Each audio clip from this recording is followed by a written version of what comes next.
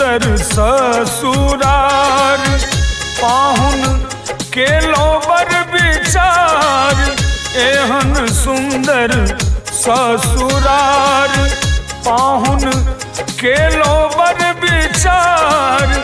पेलो सिया सुकुमारी जनकपुर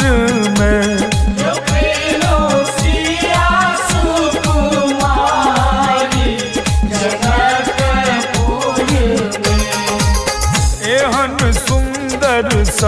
ससुरार पाहुन के लोबर विचार पेलो सिया सुकुमारी जनकपुर में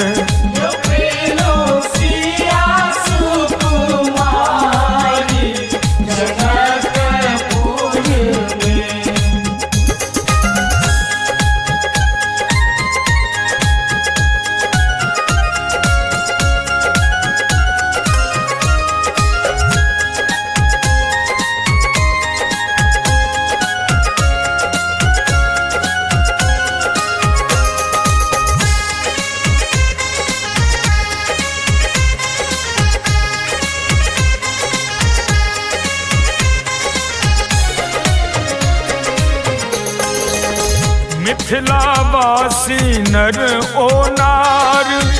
सबसा जोड़लौ सरोकार मिथिलावासी नर ओ नार सबसा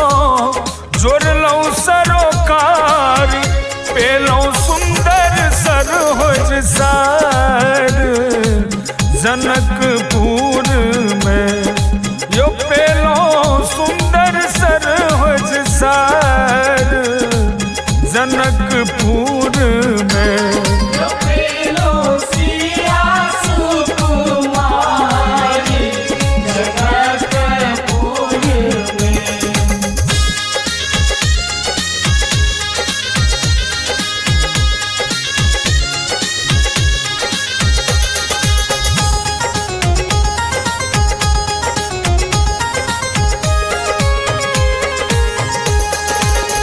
कोना एलो मिथिला देश एहन के देलन उपदेश कोना एलो मिथिला देश एहन के देलन उपदेश धेने वनवासी के भेष जनकपुर में यो धेने वनवासी के भेष जनकपुर में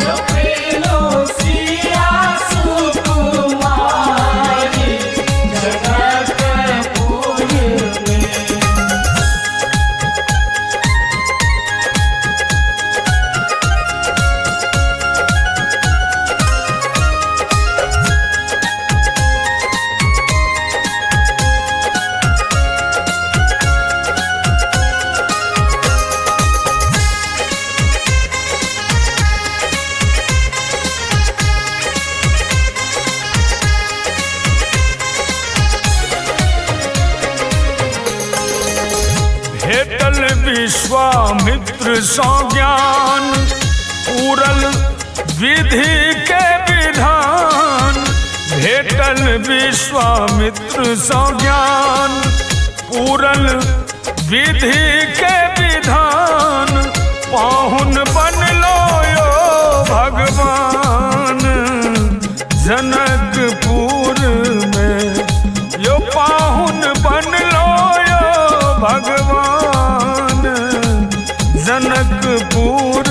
में